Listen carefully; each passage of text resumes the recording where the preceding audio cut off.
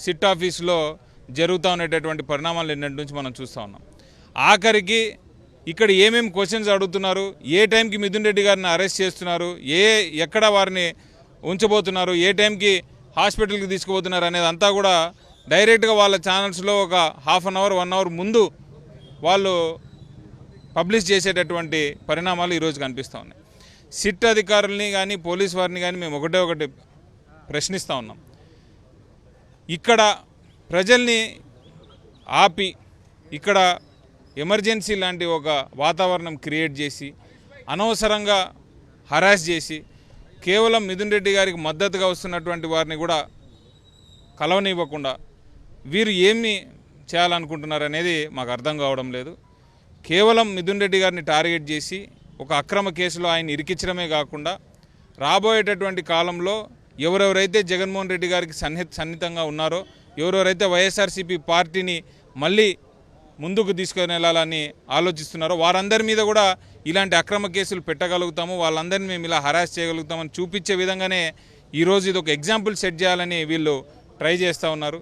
మళ్ళీ ఒక 8 మందిని ఈ కేసులో యాడ్ చేస్తున్నట్టు ఈరోజు పొద్దున కూడా పత్రికా ప్రకటన ఇవ్వడం జరుగుతూ ఉంది. మీరు నిన్నటి నుంచి చూసినటువంటి టెలికాస్ట్ చూస్తే ఏ క్వశ్చన్కి ఏ ఆన్సర్ ఇచ్చినారో కూడా వీళ్ళే న్యూస్ రిపోర్టర్స్, ప్రెస్ మీడియా, మన TV5 వాళ్ళు మాట్లాడుతూ ఉన్నారు. ABN వాళ్ళకి ఇన్ఫర్మేషన్ ఎక్కడి నుంచి వస్తూ ఉందనేది కూడా మాకు అర్థం కావడం లేదు. నిన్న పొద్దున్న నుంచి మేమందరం ఇక్కడే సిట్ ఆఫీస్ దగ్గరే ఉన్నాము. ఒక ఇన్ఫర్మేషన్ కూడా బయటికి రావడం లేదని మాకైతే చెప్తా ఉన్నారు. కానీ లోపల ఏమేమి మాట్లాడుతూ ఉన్నారు, ఎట్లెట్లా అడుగుతున్నారు, ఏ క్వశ్చన్స్ కానీ ఏ రకంగా సమాధానం చెప్తా ఉన్నారు, ఎవరెవరిని పేర్లు చెప్తా ఉన్నారు అనేది కూడా ఈరోజు పొద్దున్న పేపర్లో కానీ నిన్న వాళ్ళ న్యూస్ ఛానల్స్లో కూడా బయటకు వచ్చేటటువంటి పరిస్థితి ఉంది. ఇవన్నీ కూడా కరెక్ట్ కాదు. ఎప్పుడైనా సరే ఈరోజు వీళ్ళు చేస్తున్నటువంటి ఈ అరాచకం ప్రజలందరూ కూడా చూస్తూ ఉన్నారు. రాబోయేటటువంటి కాలంలో మిథున్ రెడ్డి క్లీన్ చిట్తో బయటకు వచ్చేటటువంటి కాలం ఎంతో దూరం లేదు. ఇది వరకు కూడా మిథున్ రెడ్డి గారి మీద ఇలాంటి అక్రమ కేసు ఒకటి బనాయించి ఆయన హరాస్ చేసి పెద్దిరెడ్డి రామచంద్రారెడ్డి గారి ఫ్యామిలీని, వారి పరువుని కూడా వీళ్ళు నాశనం చేయాలని ప్రయత్నం చేసినారు. కానీ ఈసారి మిథున్ రెడ్డి ఖచ్చితంగా క్లీన్ చిట్తో బయటకు వస్తాడు మాత్రం తెలియదు. అంటే పూర్తిగా మనం చూస్తే కనుక నేను ఎవరైనా కానీ జనరల్గా నోటీస్ ఇచ్చిన తర్వాత విచారణకు వస్తారు. కానీ మిథున్ రెడ్డి గారు స్వచ్ఛందంగా విచారణకి హాజరయ్యారు. రేపు నుంచి పార్లమెంట్ సమావేశాలు ప్రారంభం కాబట్టి ఈ టైంలో ఎందుకు అంత హడావిడిగా అరెస్ట్ చేశారు? ఎందుకంటే విచారణకు రాకపోతే అరెస్ట్ చేసే ఒక అవకాశం ఉంది. కానీ విచారణకు హాజరవుతున్నారు, ఆయన అడిగిన ప్రశ్నలకి సమాధానం చెప్తున్నారు. కానీ ఎందుకు ఇంత త్వరగా అరెస్ట్ చేసి అంత హైప్ చేయాల్సిన అవసరం? మిథున్ రెడ్డి గారికి ఈ కేసు ఆయన మీద పెట్టిన ఫస్ట్ డే నుంచి చెప్తా ఉన్నాడు, మీరు ఎప్పుడు రమ్మంటే అప్పుడు వస్తాను, ఏ విచారణ కావాలంటే ఆ విచారణకు నేను హాజరవుతాను, నేను ఖచ్చితంగా సపోర్ట్ చేస్తాను, నా మీద అక్రమ కేసు బనాయిస్తూ ఉన్నారు, నేను ఏదైనా సరే నేను కోర్టులో ఫైట్ చేస్తానని ఆయన మొదటి రోజు నుంచి కూడా చెప్తానే ఉన్నారు. ఆయనకు రేపటి నుంచి పార్లమెంటు స్టార్ట్ అవుతూ ఉంది. ఏసీబీ కోర్టు కూడా ఆయన ఇచ్చినటువంటి అరెస్ట్ పిటిషన్ వాళ్ళు రిజెక్ట్ చేసినారు. అయినా సరే ఆయన కావాలనుకుని రేపు పార్లమెంట్కి వెళ్ళిపోయి ఉండొచ్చు. నేను పార్లమెంట్కి వెళ్తున్నానని ఒక ఎంపీగా ఆయన ఇక్కడికి రావాల్సినటువంటి అవసరం కూడా లేదు.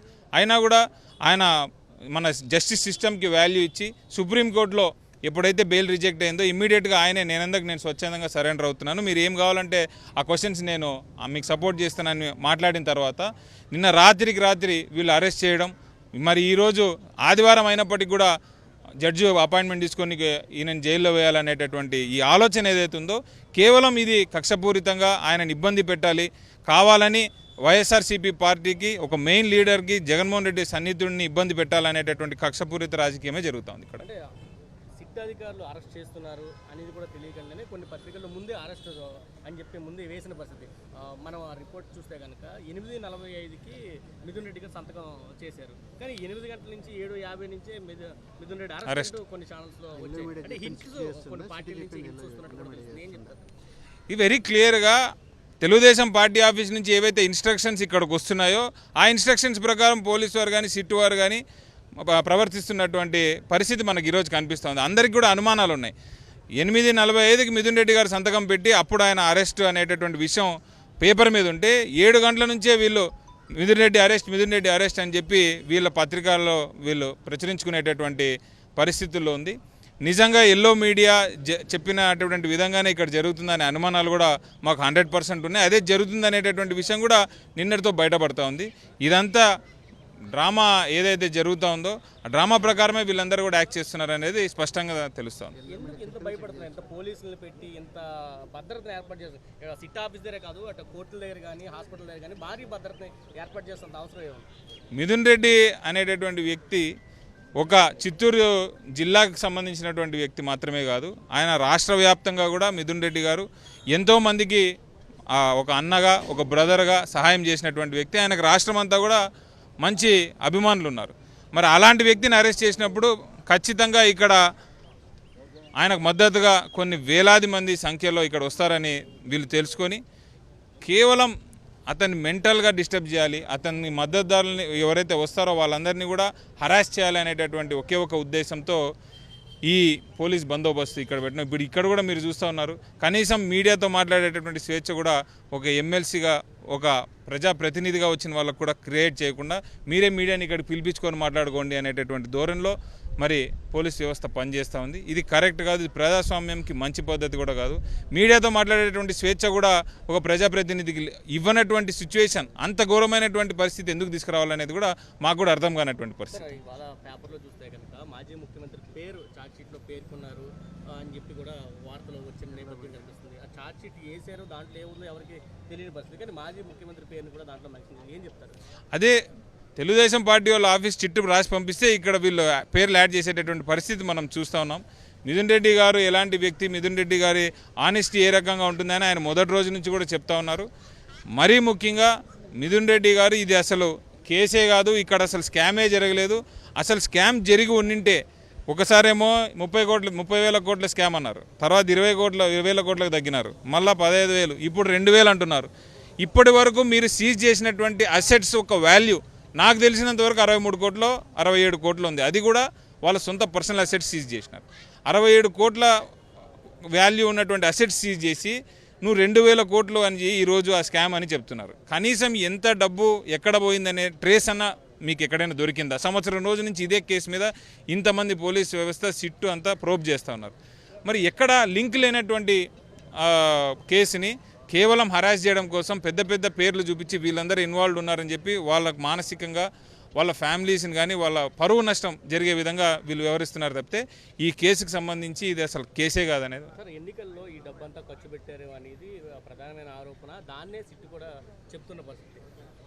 కనీసం అంటే ఇప్పుడు నేను కూడా సవాళ్ళకి చెప్తాను, నా నోటికి వచ్చింది నేను ఏమైనా చెప్పి వెళ్ళిపోగలుగుతాను, కానీ ఏదో ఒక ప్రూఫ్ ఉండాలి కదా. ఈ డబ్బులు ఎవరు తీసుకున్నారు, ఎంత తీసుకున్నారు, ఎక్కడ పోయింది, ఏ ఎన్నికల్లో ఖర్చు పెట్టినావు, ఏ కాన్స్టిట్యున్సీలో ఖర్చు పెట్టినావు, ఏదో ఒకటి చెప్పాలి కదా. అది చెప్పిన తర్వాతనే కదా కేసు అని ఉందన్నా లేదన్నా చెప్పేది. ఎవరి ఇష్టానికి వాళ్ళు వచ్చింది 30,000 కోట్లు నేను ఖర్చు పెట్టినా, 40,000 కోట్లు స్విట్జర్లాండ్ పంపించేసిన అంటే దానికి ఆధారం లేనంత వరకు నువ్వు చెప్పేదంతా కూడా అబద్ధమనే కదా దాని అర్థం. నా పేరు నిసార్ అహ్మద్, నేను మదనపల్లి వైఎస్ఆర్సీపీ ఇన్ఛార్జ్, నేను మదనపల్లి నియోజకవర్గం ఇన్ఛార్జ్. ఈరోజు మా నాయకుడిని ఏ తప్పు చేయకుండా ఉంటే కూడా అనవసరంగా తప్పుడు కేసు పెట్టి ఈ లిక్కర్ కేసులో ఇరికిచ్చేసి ఏ తప్పు చేయకుండాను ఏంలా ప్రజాక్షేత్రంలో వీరు ఎదుర్కొనే ధైర్యము దమ్ము లేకుండా ఏదో రకంగా పెద్దిరెడ్డి రామచంద్రారెడ్డి గారి ఫ్యామిలీని అణగదొక్కాలనే ఉద్దేశంతో వాళ్ళ మీద కేసు బకాయించి వీళ్ళు ఒకటే చేస్తున్నారు. ఈరోజు ఏం చేస్తున్నారు, వాళ్ళు ప్రజల్లో వాళ్ళు ఎదుర్కొని ఏదో మంచి చేసి పోటీ పడండి, మేము సంతోషిస్తాం, మేము మంచి చేశాం, ప్రజలకు మంచి చేశాం. జగన్మోహన్ రెడ్డి గారు ఉండేటప్పుడు పెద్దిరెడ్డి రామచంద్రారెడ్డి గారి హయాంలో ఎంతో మేలు చేసినారు ప్రజలకు. వాళ్ళందరూ ఎంత సంతోషంగా ఉండారంటే పోయినా మంగళహారతులు పూలహారాలు వేసి మాకు ఇది చేస్తూ ఉంటారు. ఈరోజు మేము ఓడిపోయింటే కూడా పబ్లిక్లో పోతే మాకు అంత క్రేజ్ ఉంది, అంత ఇది ఉంది.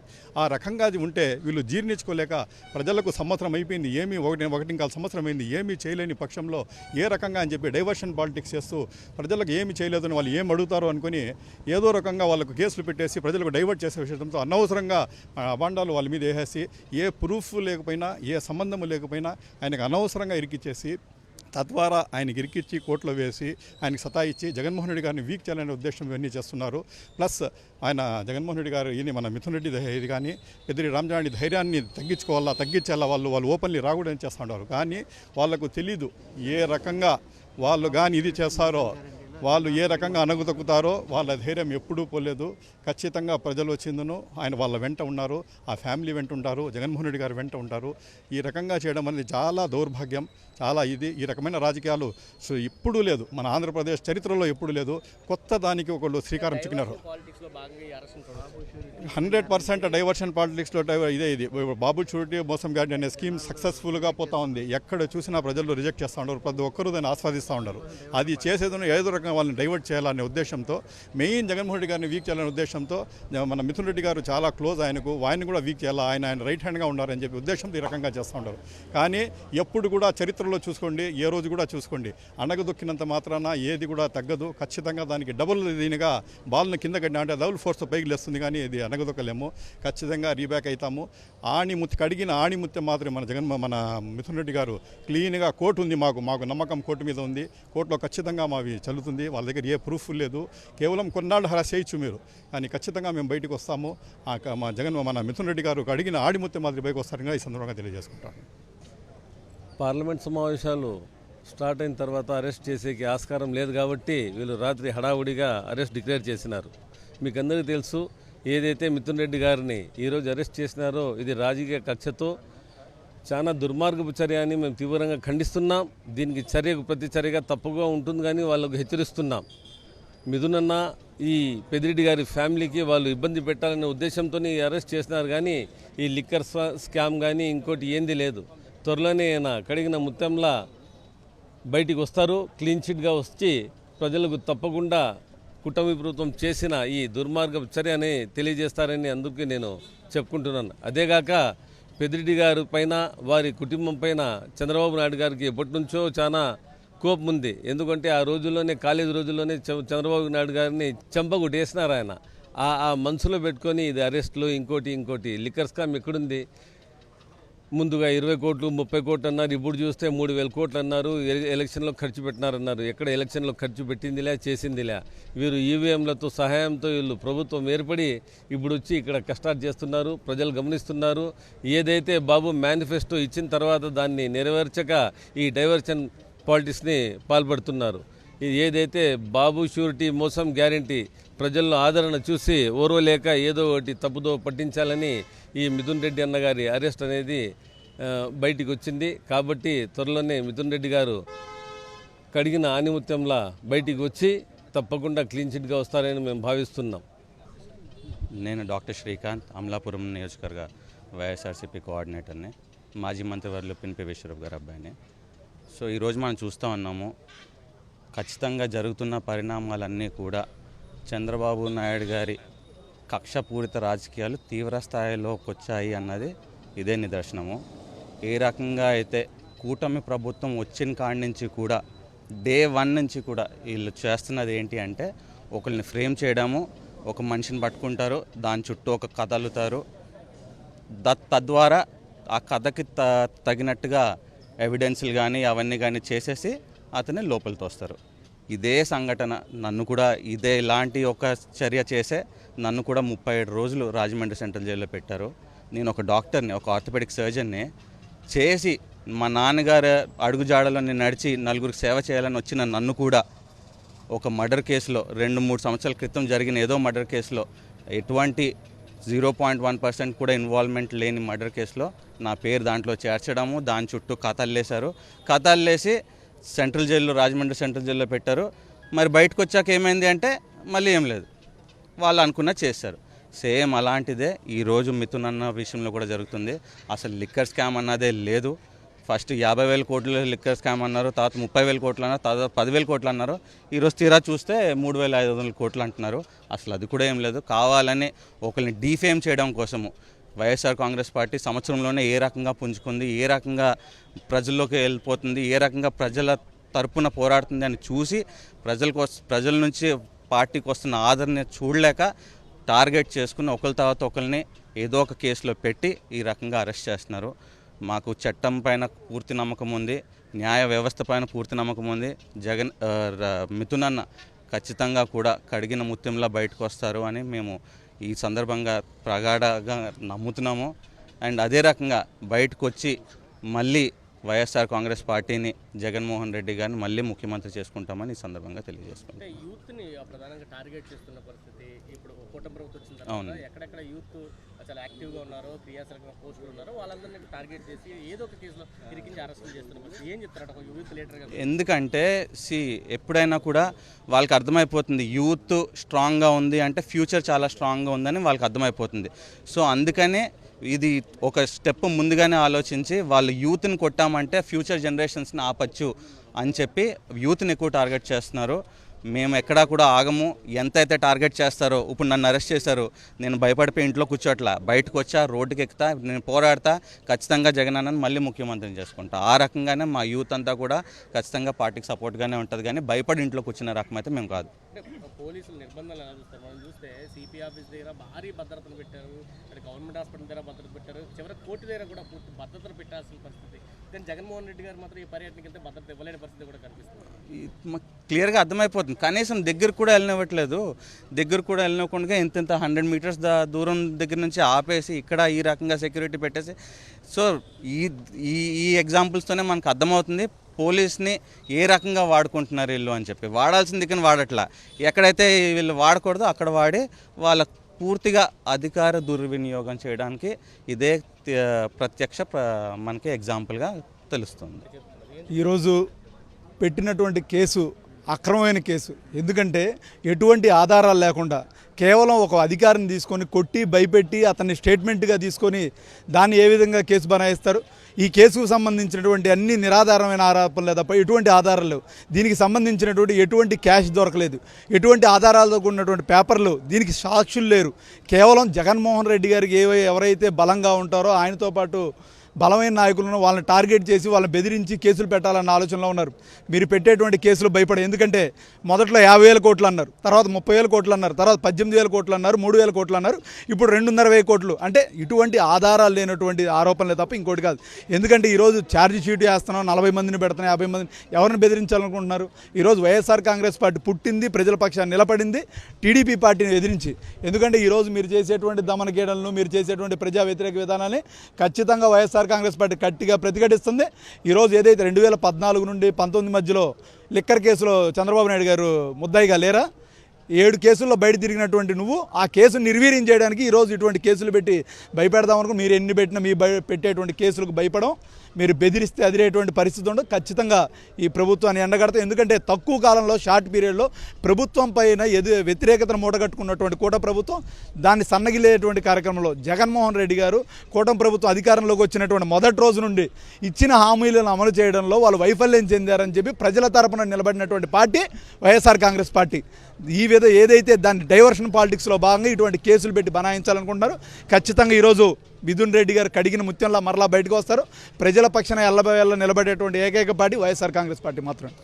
ఇప్పుడు వైఎస్ఆర్ కాంగ్రెస్ పార్టీకి ముఖ్యంగా ఈ పెద్దిరెడ్డి గారి కుటుంబాన్ని సొంత జిల్లాలో, చిత్తూరు జిల్లాలో, చంద్రబాబు నాయుడు జిల్లాలో వీళ్ళను నేను ఎటువంటి అన్యాయాలు అక్రమాలు చేసి అన్యాయాలు చేస్తున్నా కూడా వీళ్ళు నన్ను ఎదిరిస్తూ ఉన్నారు, ఈ పెద్దిరెడ్డి గారి కుటుంబాన్ని నిలవరించలేకపోతున్నాను అనేటువంటి ఏకైక కక్షతో ఇప్పుడు కాదు, కాంగ్రెస్ పార్టీలో పెద్దిరెడ్డి గారి ఉన్నప్పుడు కానీ తెలుగుదేశంలో ఆయన ఉన్నప్పుడు, అదేవిధంగా వైఎస్ఆర్ కాంగ్రెస్ పార్టీ నుంచి వచ్చిన చంద్రబాబు నిలవరించేది సొంత జిల్లాలో పెద్దిరెడ్డి గారి కుటుంబమే అని, ఈవెన్ పెద్దిరెడ్డి గారి కుమారుణ్ణైనా ఏ విధంగా అయినా కూడాను ఓడించాలనే ఉద్దేశంతో స్వయాన తన వదిన పురంధరేశ్వరి గారిని పొత్తులు పెట్టుకొని బీజేపీతో అక్కడ పోటీ పెట్టినా కూడాను మిథున్ రెడ్డి గారిని ఓడగొట్టుకోలేకపోయినానని చెప్పే ఉద్దేశంతో ఇంకా కసిగా ఆయన మీద కక్షగా కట్టి మాజీ ముఖ్యమంత్రి నల్లారి కిరణ్ కుమార్ రెడ్డిని పోటీ పెట్టినా కూడా మిథున్ రెడ్డి గారిని ఓడగొట్టలేకపోయినాను. మేమందరం కలిసినా, పవన్ కళ్యాణ్ కలిసినా, అదేవిధంగా చంద్రబాబు కలిసినా, బీజేపీ కలిసినా ఓడగొట్టలేకపోయిన ఉద్దేశంతో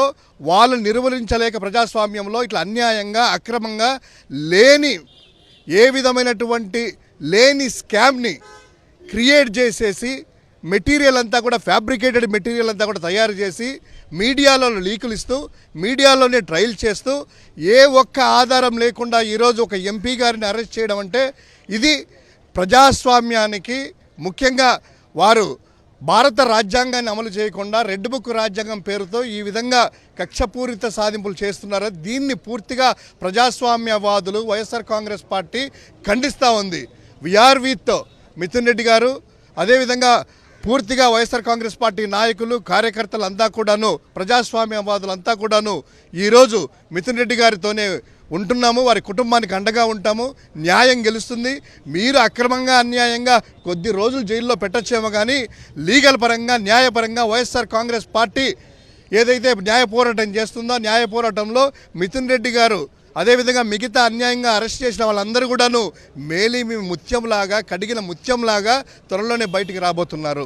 ఇది చంద్రబాబు నాయుడు గారు కేవలము సూపర్ 6, సూపర్ 7 హామీలు అమలు చేయలేక ప్రజల్లో పూర్తి వ్యతిరేకత వచ్చుతున్న సమయంలో ఒక్కొక్కటి డైవర్షన్ పాలిటిక్స్ ఆ విధంగా ఈ మంత్లో పూర్తిగా వాళ్ళు తల్లికి వందనము పార్షియల్ ఎగరగొట్టడము, రైతాంగం అన్యాయం అయిపోవడము, అన్నదాత సుఖీభావ చేయకపోవడము, ఇటువంటి క్లిష్ట పరిస్థితుల్లో ఈరోజు వైఎస్ఆర్ కాంగ్రెస్ పార్టీకి పూర్తి జనాదరణ వస్తున్న తరుణంలో దాన్ని డైవర్ట్ చేయడానికి ఈరోజు మిథున్ రెడ్డి గారిని ఆయన స్వచ్ఛందంగా నేనే వస్తున్నానని చెప్పినా కూడా ఈరోజు అరెస్ట్ చేయడం అనేటువంటిది నిజంగా పూర్తిగా ప్రజాస్వామ్యానికి మచ్చపెట్టు. అసలు ఎటువంటి సాక్ష్యాలు ఆధారాలు వాస్తవాలు లేకుండా వాంగ్మూలాల ఆధారంగా కేసు నమోదు చేసి ఈరోజు ఎంపీ మిథున్ రెడ్డి గారిని అక్రమంగా మద్యం కుంభకోణంలో అరెస్ట్ చేయడం అనేది ఇది చాలా దుర్మార్గమైంది. రెడ్ బుక్ రాజ్యాంగానికి పరాకాష్ట ఈరోజు ఎంపీ మిథున్ రెడ్డి గారి అక్రమ అరెస్టు. ఈ రాష్ట్ర ప్రభుత్వం ఏడాది పాలనా కాలంలో ప్రజా మద్దతు లేకుండా ప్రజా సంక్షేమాన్ని గాలికి వదిలేసింది.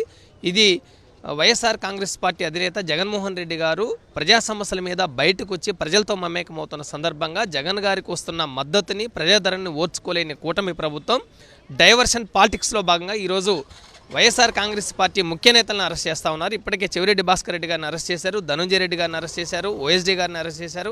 ఇప్పుడు ఎంపీ మిథున్ రెడ్డి గారిని చాలా అన్యాయంగా అరెస్ట్ చేస్తున్నారు. నిజంగా వాంగ్మూలాల ఆధారంగా కేసులు పెట్టి హెరాస్మెంట్ చేయడం అనేది చాలా కూటమి ప్రభుత్వం రెడ్ బుక్ రాజ్యాంగానికి ఇది చాలా నిదర్శనంగా మారింది. ఎక్కడ నిజంగా ఈ ప్రభుత్వం ఇప్పటికీ ఈ కేసులు అరెస్ట్ అయిన వాళ్ళు ఉన్నారు, ఛార్జ్ షీట్ వేయలేదు, ఎక్కడ సాక్షులు లేరు, విచారణ లేదు, చాలా దుర్మార్గంగా వ్యవహరిస్తూ ఉంది. ఎంపీ మిథున్ రెడ్డి గారు సిట్ విచారణకు వస్తామని ముందే తెలియజేశారు. రాత్రికి రాత్రి అరెస్ట్ అని ప్రకటించి కూటమి ప్రభుత్వం చాలా డైవర్షన్ పాలిటిక్స్ని చేయడం అనేది చాలా దుర్మార్గమైన చర్య. ఇది ఈ ఎంపీ మిథున్ రెడ్డి గారి అక్రమ అరెస్ట్ని ప్రజలు ప్రజాస్వామికవాదులు ఖండించాలని మేము కోరుతా ఉన్నాం.